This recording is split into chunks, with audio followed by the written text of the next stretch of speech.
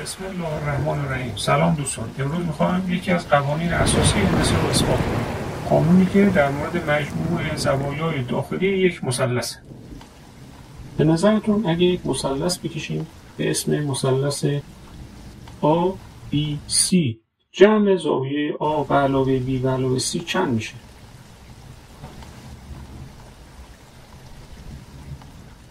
برای جواب دادن به این سوال کافیه که یک خط موازی با ضلع پایین مثلث رسم کنید.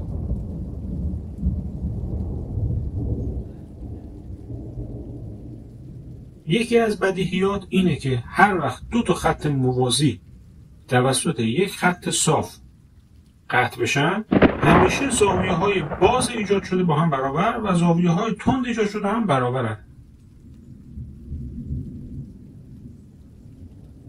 یعنی C برابر با C. در ضلع کناری هم دقیقاً به همین شکله.